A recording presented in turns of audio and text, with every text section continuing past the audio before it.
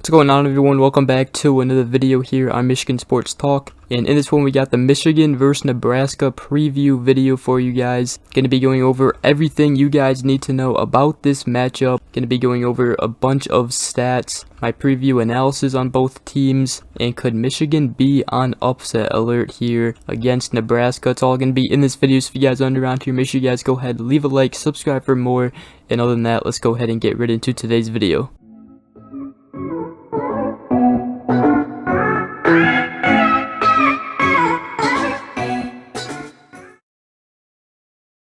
Alright, so coming into this one, Michigan is 9-0, definitely in the top 4 for a reason, as they're one of the best teams in the country up to this point, but they have 2 more tests to get through to get to Ohio State undefeated, and that is Nebraska. Next week is Illinois. Nebraska is 3-6. They had to fire their head coach Scott Frost earlier in the season as they lost to Georgia Southern. But here's what I want to talk about.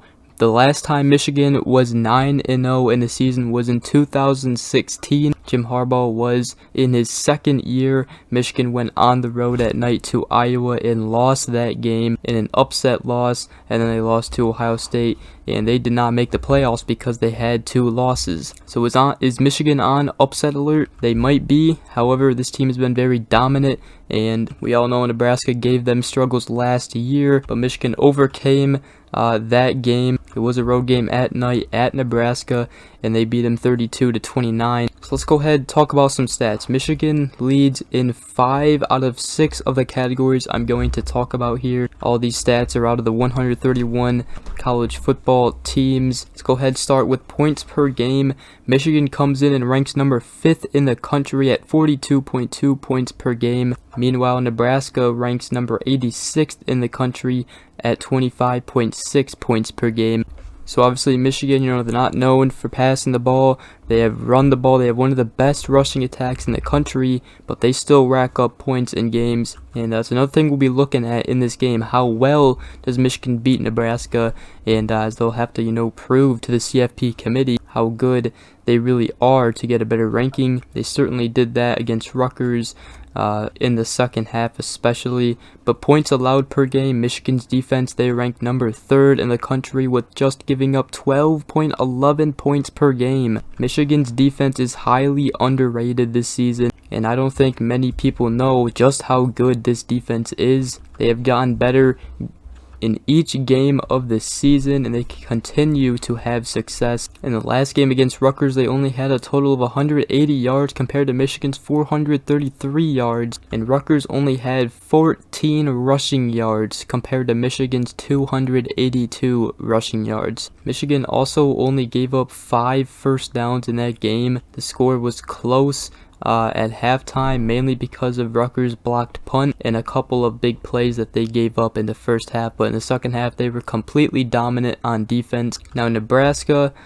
they rank number 91 in the country with 29.44 points per game given up by their defense. The defense has been doing a little bit better as of recently. Looking at their schedule, Northwestern had 31 points against them. They beat Nebraska. Georgia Southern, I don't know what happened in that game, but they beat them 45-42. Oklahoma put up 49 points against them. Nebraska's only wins are against Indiana, 35-21, against Rutgers, 14-13, and against South Dakota, 38-17. But as of recently, obviously they played Rutgers. Rutgers only put up 13 points on them.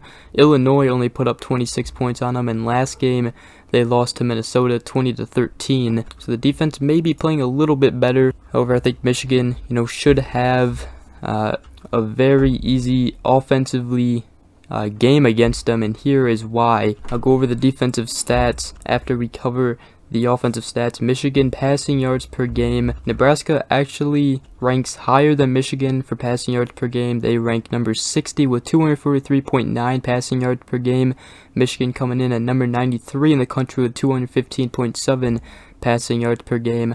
However, rushing yards per game, Michigan comes in at number 4 in the country with 250 rushing yards per game, compared to Nebraska, who comes in ranking 74th in the country at 143.2 rushing yards per game.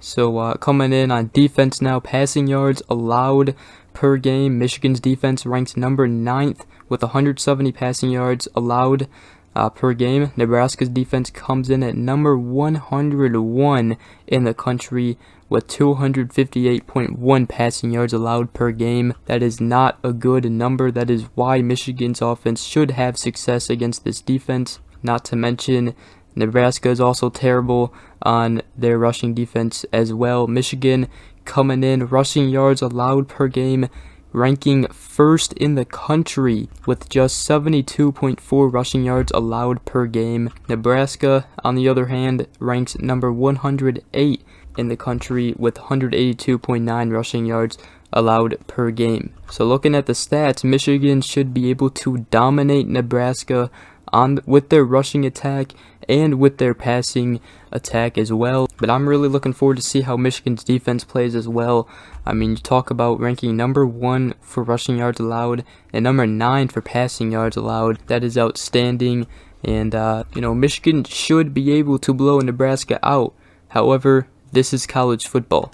Anything can happen in college football. Teams can have a bad day. In Michigan, if they come out struggling, they have a bad day. They might struggle with Nebraska. However, if they come out like they have been consistent all year long. Their only really rough game and close game of the season was against Maryland, but that was all the way at the beginning of the season, and that was their first test of the season, as Maryland was their first Big Ten game of the season. They beat them 34-27, but I mean, other than that, they handled business against everybody on their schedule. We already talked about Nebraska's schedule. This is actually a big game for them because after Michigan, they play Wisconsin and they play Iowa. Those could be 2 winnable games for them, depending on how they play. And right now, Nebraska is 3-6. If they lose to Michigan, they won't be bowl eligible. So this is also a big game for Nebraska if they want to be bowl eligible, but odds are not likely for them to go in their way right now. Alright, so obviously Scott Frost did get fired earlier in their season. Frost was replaced by Mickey Joseph, who was promoted from passing game coordinator to interim head coach. Now, one key thing to this game, Nebraska was led by quarterback Casey Thompson. However, he missed last Saturday's game against Minnesota with an arm injury. It was a game time decision against Minnesota, so they might get him back for Michigan. It would definitely be huge for their offense. But Chubba Purdy for Nebraska started at quarterback and split time with Logan Smothers. For wide receiver for Nebraska, Trey Palmer is definitely the number 1 option. He has 53 receptions for 819 yards and 5 touchdowns this season. Anthony Grant is the primary running back. He has 177 carries, 858 rushing yards, 6 rushing touchdowns this season. Now for Michigan, it's obviously Blake Corum. His Heisman season continues, and going up against Nebraska's defense, he should have a field day if the offensive line blocks good, which they usually do, and he can break out some big runs. Donovan Edwards, also the backup running back, should be able to have a huge day. Looking to see J.J. McCarthy pass the ball more, getting Ronnie Bell, Cornelius Johnson, Luke Schoonmaker, the tight end, and Andrew Anthony, all those talented wide receivers getting more involved in this game. Defensively for Michigan, they have been good all season long.